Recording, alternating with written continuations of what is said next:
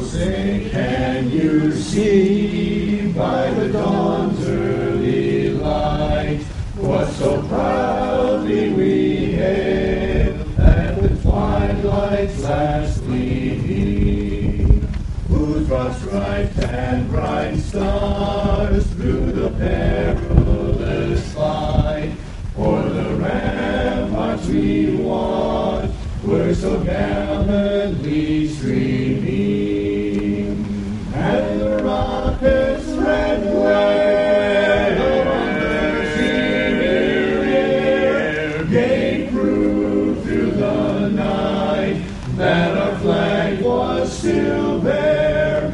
Oh, say does that star-spangled banner yet wave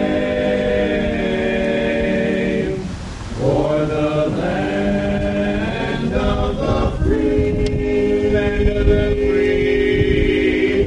and the home of the brave.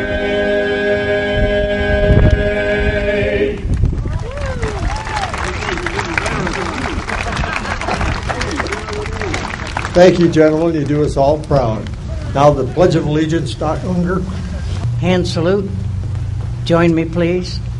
I pledge allegiance to the flag of the United States of America and to the republic for which it stands, one nation under God, indivisible, with liberty and justice for all. Two. Thank you. We bow our heads and we pray for God's blessings. Dear Lord and Father of all, just a few days ago we held an election.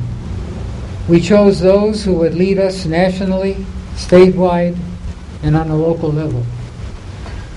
Hopefully, as we cast our ballots, Lord, we took the time to thank you for this privilege that we enjoy as citizens of this country. We know that there are too many people in this world that are deprived of the right to choose their leaders. We thank you then, Lord, for this and all the blessings that you have bestowed on our nation. Perhaps the greatest blessing you have given us are the countless people who have sacrificed so much and worked so hard to make our nation what it is. At the forefront of such people is the group we honor today, our veterans.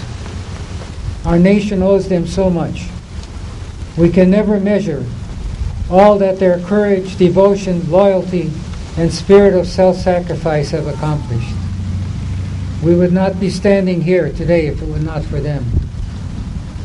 May we as a nation and as individuals always be grateful for all they have done for us. Bless them, Lord, and all those dear to them. Watch over them and also all those men and women serving in our armed forces today as they carry on the proud heritage entrusted to them. Finally, help all of us to be good citizens and to do our part in keeping our nation strong and free. Continue, Lord, your kindness to our country. And today grant a special blessing to all our veterans. God bless America, now and forevermore. Amen. Thank you, Father.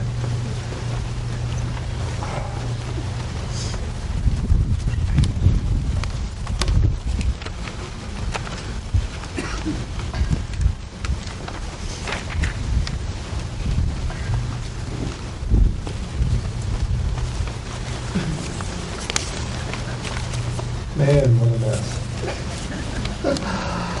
I take the pleasure and the honor of introducing Mayor Michael Summers, a graduate of Lakewood High School in 1972, Wittenberg, Northwestern. He was on the Lakewood Board of Education for 8 years. He was appointed mayor by Lakewood City Council in January 2011 and certified in November of 2011. And when you look at all the boards and associations he is involved in, along with the Summers Rubber Company, running the city of Lakewood must be kind of second nature. I give you the mayor, the Honorable Michael Summers.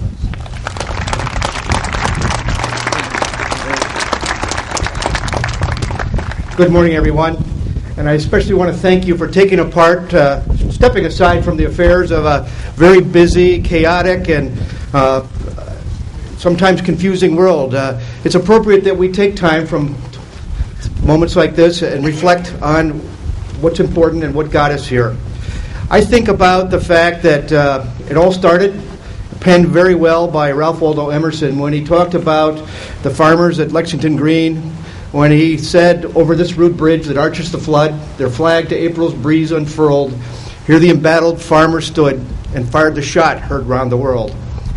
Well, that shot is still being heard, and we're here to remember that shot and, of course, many shots thereafter. I would like to acknowledge the elected officials that are here today.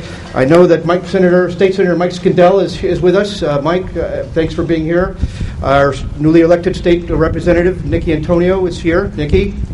Our municipal judge, Pat Carroll, has joined us this morning. Judge. And we have two consul folks that I'm aware of. Ward 3 consul person, Sean Juris, is here in the audience, as well as Consulwoman Mary Louise Madigan from Ward 4. We thank them for joining us as well. And I do have a special proclamation from Congressman Kucinich that recognizes the presence and the exemplary spirit and contribution of Colonel David Taylor, who is our guest speaker today. We're glad to have you with us, Colonel Taylor. Well, last Thursday, I became aware of a tremendous amount of research that social studies teacher at Garfield School, Dan Smith, has undertaken. He has taken time to research every name behind me listed on this plaque, and has chronicled where they lived and, to the extent possible, the story of their lives up to the moment they lost their lives in pursuit of liberty and in defense of our country. And I'm pleased to say, based on my awareness of this data, we're going to harness the wonders of technology of geographical information system mapping and the internet, and we're going to make that a living story that you'll be able to trace by street, by address in Lakewood to help get us a sense of the proud tradition that we have. And the hope, of course, is to connect a neighborhood to a kid who grows up in that neighborhood, who can then maybe understand in their house or the house across them that what happened on a day in a distant time and place when a new soldier at that time, soon to be a veteran, perhaps deceased, walked across outside that front door, walked across that porch, and in many cases never returned. That's a story of Lakewood. It's a story of every community in the entire United States, and it's one that bears continued remembrance on behalf of all of us. So we look forward to making that more of a live story. So thank you for being here, and I appreciate your support of veterans. At this Garfield ceremony last Thursday, we were able to acknowledge veterans like Doc Unger in his 90s, who was called to service in about 1943. And also in the audience was a recent high school graduate who just finished boot camp, United States Marine Corps, Parris Island. So we ranged from 70 years, 70 years of service, some just beginning, some distant. But it's remarkable that we are able to do so, and appropriate that we can continue to serve our country from our community as we do. So thanks again for being here, and let us remember these veterans.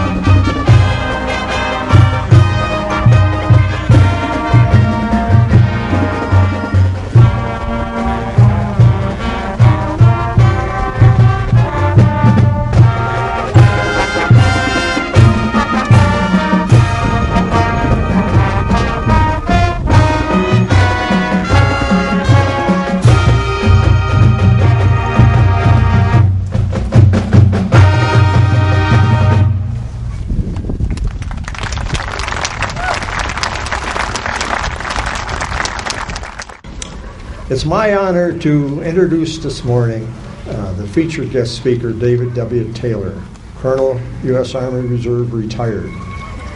He was commissioned in February of 1968 from Infantry OCS in Fort Benning, Georgia, completed airborne and ranger training, and was assigned as an infantry combat platoon leader in Vietnam from February through June 1969. After being wounded there, he was assigned as the officer in charge of small arms training at Fort Jackson, South Carolina. In February of 1971, he left active duty, joined the Army Reserve 11th Special Forces Group, and also joined the B.F. Goodrich Company as an employee. He performed annual training tours with Special Forces units. A lot of us don't realize that the reserves are not what they used to be. They're almost frontline troops. He retired from the U.S. Army in 1993. His awards and decorations include the Silver Star, the Legion of Merit, 2 Purple Hearts, the Defense Merit Service Medal, 2 Army Meritorious Service Medals, Army Commendation Medal, Joint Services Achievement Medal, the Combat Infantry Badge, Special Forces Tab, the Ranger Tab, and the Airborne Wings. In 2011, he published his first book titled Our War, The History and Sacrifices of an Infantry Battalion in the Vietnam War, 1968 through 71. It's the only historic account of a battalion in the Vietnam War written in a narrative style, 722 pages. He and his wife Susan live in Medina, Ohio. I give you a real veteran here, Colonel Taylor.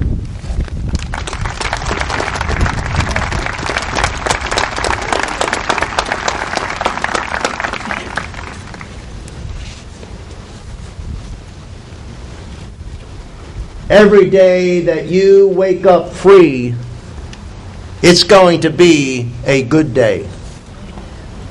And where does that freedom come from?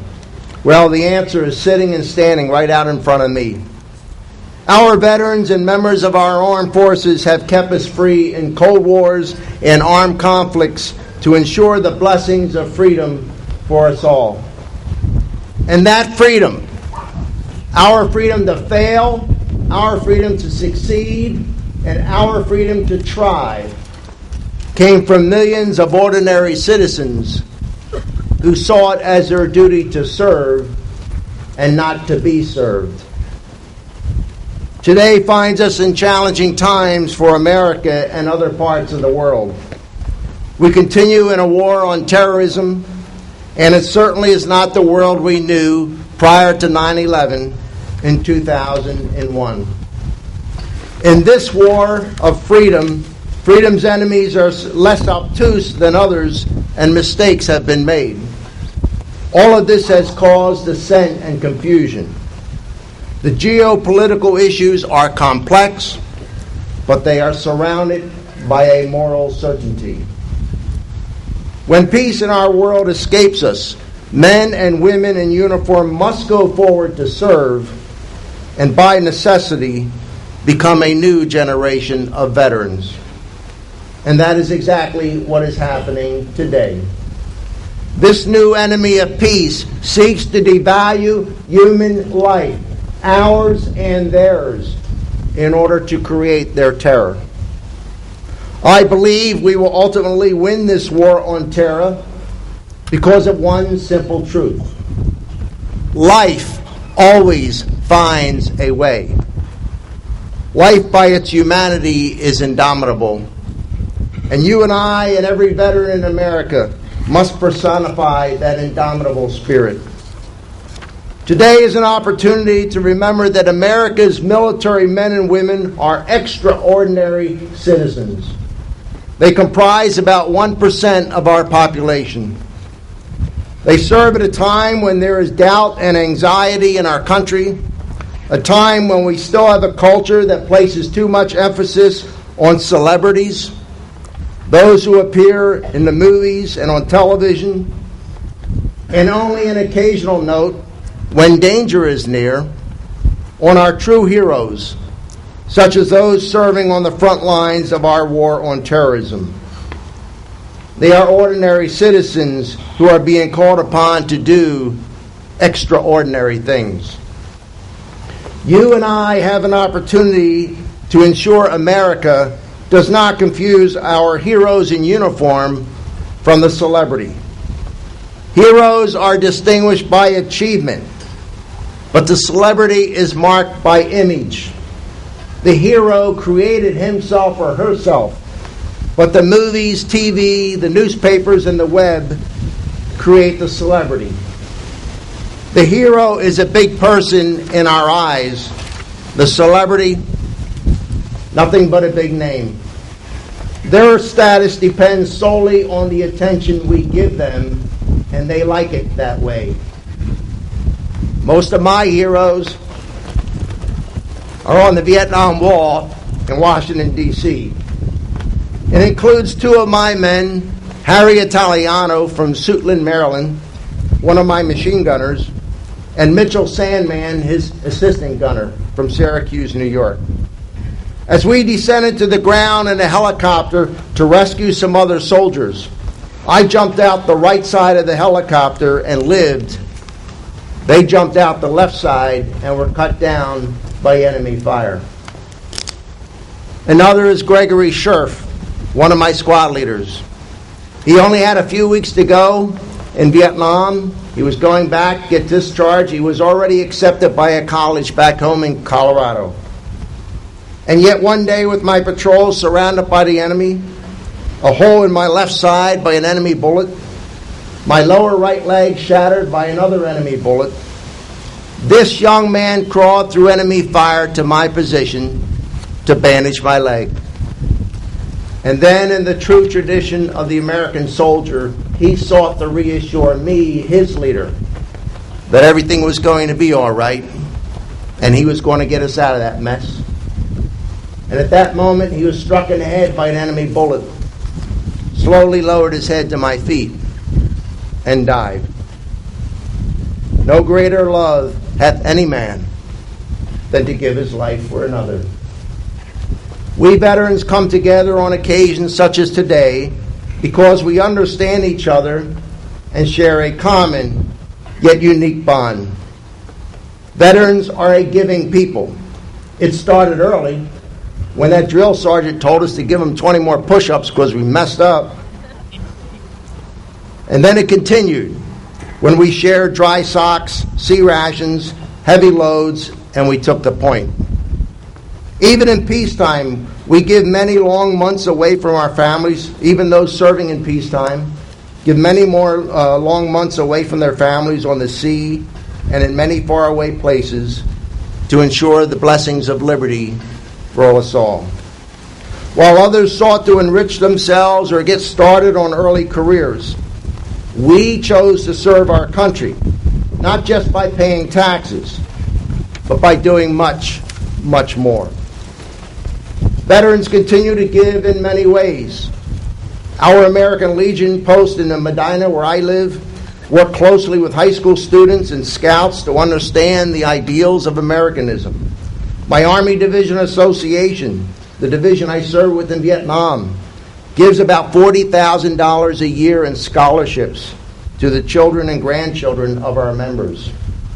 Every student who applied last year received at least $1,000. The Special Forces Association that I also belong to has resettled hundreds of Montagnard tribesmen from the mountains of Vietnam to here in the mountains of North Carolina, where they are building new lives for themselves and future generations.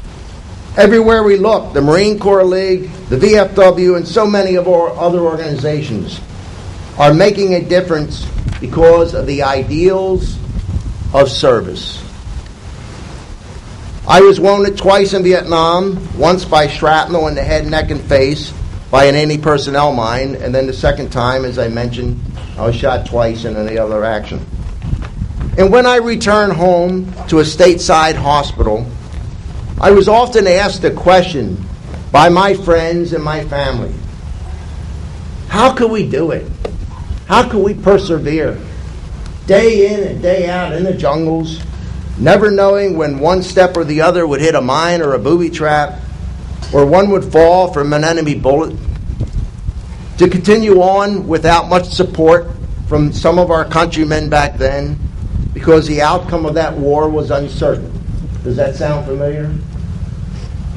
In answer to that question, how could we persevere? Some had said that, well, we were serving with a professional spirit. But young men of 18 and 19 are professional at nothing. Certainly not at managing the meeting of life with death, as many had to do. And so the question remained, how did we persevere? Like those serving on the front lines today, to many times outperform the ordinary requirements ordained by the wearing of the uniform. The answer to that question, it seems to me, has to do with whatever it is that keeps America unstuck.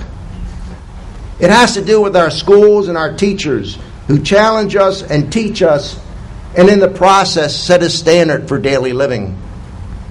The answer has to do with our scout groups, the Boy Scouts, Cub Scouts, Girl Scouts, Brownies, the campfire organizations, and all the rest. Organizations that profess a code of beliefs and ethics, be it the Scout Oath or Scout Promise, that stress dignity, honor, and self-control. And that the alternatives often seen outside those organizations of relativism and doing things simply because they feel good are nothing but alternatives to self-destruction.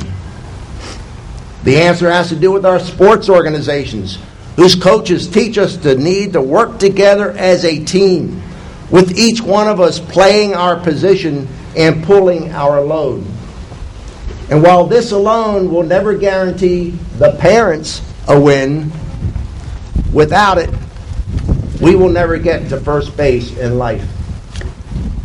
The answer to that question I faced so long ago has to do with our priests, our pastors, our ministers and rabbis, who constantly remind us there is a God. There is someone we can turn to in times of stress and turmoil, be it the stress of combat or the turmoil of everyday life. The reminder that prayer helps to sustain us in good times and in bad if we look to a power greater than ourselves. On occasions such as today, especially with the students behind us, I think it's a good time to return to fundamental values. John Adams, our second president, once observed, there should be two educations. One should teach us how to make a living, and the other, how to live. Today, as we dedicate this day to our veterans, as we ponder the sacrifices made by so many, as we participate in prayer together, and we count our many blessings, we are reminding ourselves how to live. Each and every day, please pray, especially for our fellow Americans serving on active duty, for it is a considerable thing they are doing. Robert E. Lee once said that duty is the most sublime word in the English language. No one can do more. No one should ever hope to do less. You veterans and I have completed our duty in the military, but our duty remains as veterans to continue to serve our country by caring for each other.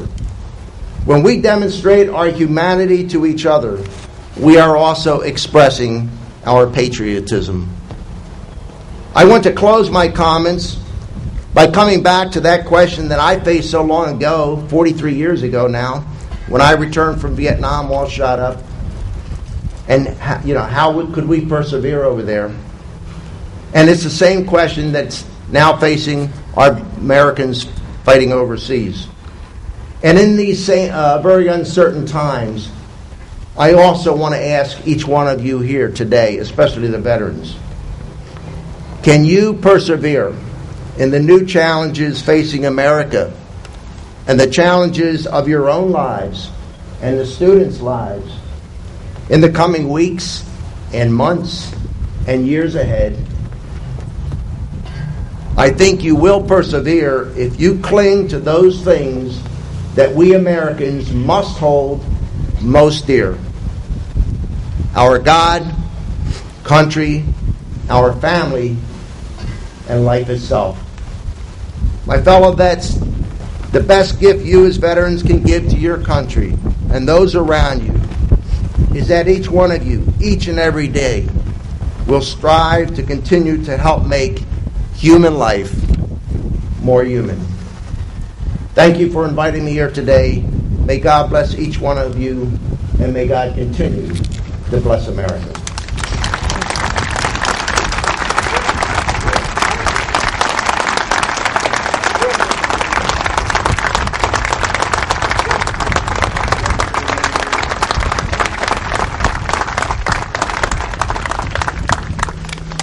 Veteran, a hero, and a philosopher. Good man. Good man. Next on our program is William Niddle, the Poet Laureate of Lakewood, with one of his creations.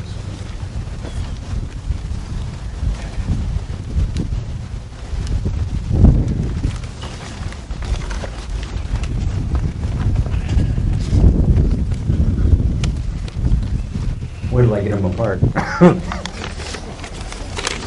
Okay. The poem is called "What is a Veteran?" Tell me exactly, what is a veteran? I mean, really, who are they? Why do we hold them special? Why do we honor them today? The answer, it is quite simple. The answer, dear friend, is you, all of you. You gave your time, your existence, for America and our red, white, and blue. You fought for American freedoms in conflicts of every shape and kind. You put yourself in danger.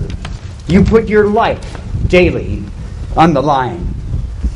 You went to fight in foreign lands for the poor, the old, and weak, so they too could enjoy their freedoms and blessed liberty of which we speak. In all of our minds, you are valued. We consider you the very best. You truly deserve each accolade and medal that is pinned upon your chest. So that is why we honor you in all we do and say.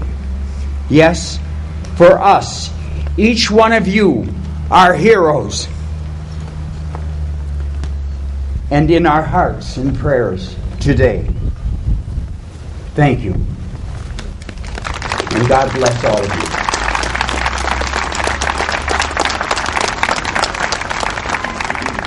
Thank you, Mr. Niddle.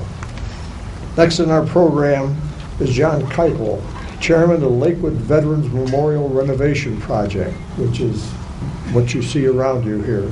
And it's always a project going on. So John, will you update us?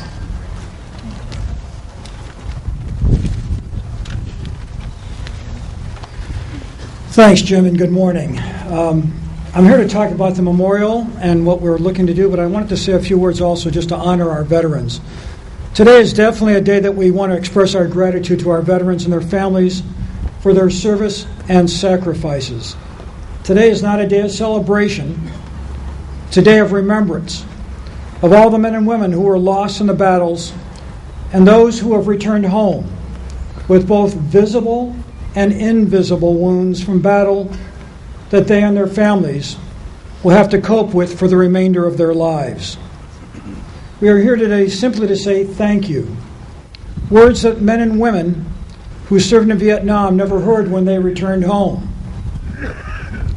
I am proud to ride with many of those men and women who belong to Rolling Thunder, Patriot Guard Riders, American Legion Riders, Leathernecks, and other groups and organizations that support our returning veterans and attend the funerals of our fallen heroes.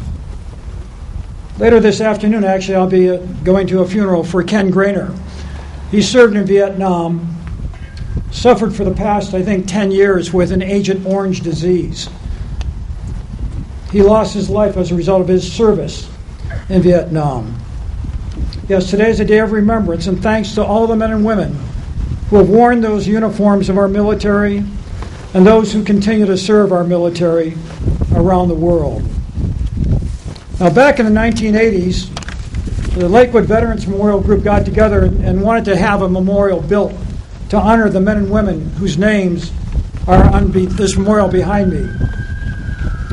In 1989, they dedicated this memorial, and it was a dream that they shared to make sure they honored the sacrifices of the men and women from Lakewood whose names appear behind me. Then in 2007, I was actually approached by a gentleman by the name of Tommy Farkas, a little short Marine who served in beaches of Iwo Jima, came back, and he said very quickly, he said, "John, I'm not a hero. The men and women that served alongside me that left on those beaches in Iwo Jima, they're the real heroes. I was just lucky to come back." Tommy's name appears on this bench right in front. It was my honor to honor Tommy Farkas by helping him be honored with this bench. Tommy couldn't make it here today, but he's still alive and kicking. I know he keeps on telling me we got to do more and more for this memorial. So recently we had another meeting, and it was 19 years after they built this memorial that 4 years ago we renovated this memorial, and I was honored to be the chairman of it. We raised about $40,000 in cash and about $40-some thousand in donated materials and labor, and we're very proud to build these benches and the pavers and the lights and the trees and the memorials that honor all the 5 services of our military. But like everything else, it's not yet complete. There's more work that needs to be done. We have some names that we want to add to the memorial that there's no space to add.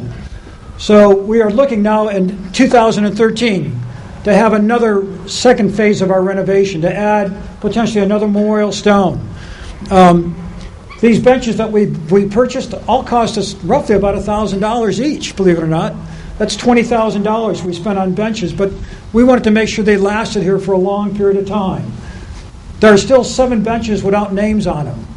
If you are interested in considering honoring somebody that you know, you can certainly do so. The cost is $1,000 just to reimburse us for the benches.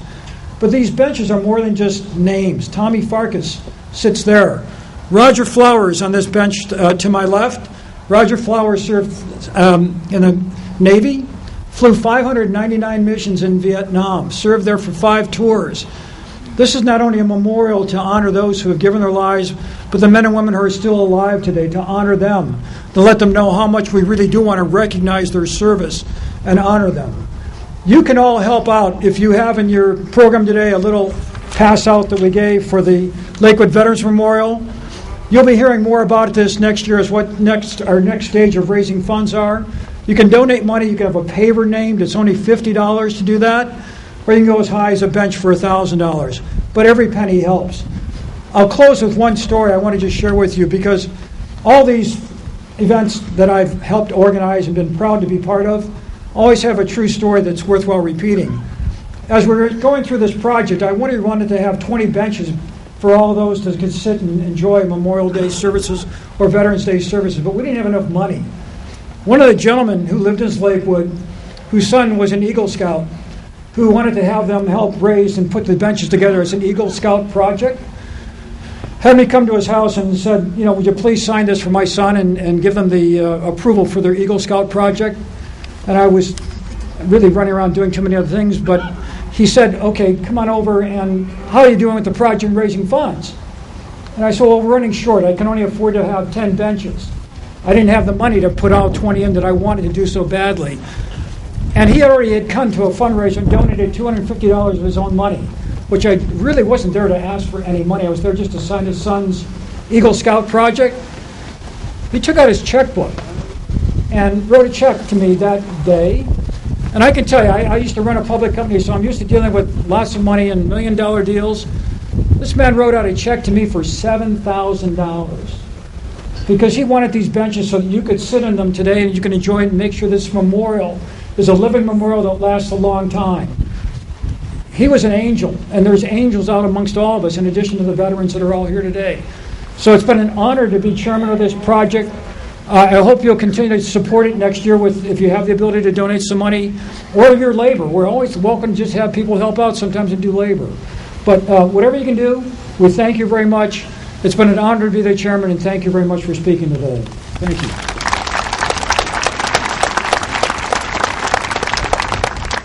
God bless America, land that I love. Stand beside her and guide her through the night with a light from above. From the mountains to the prairies, to the oceans white with foam. God bless America, my home, sweet home.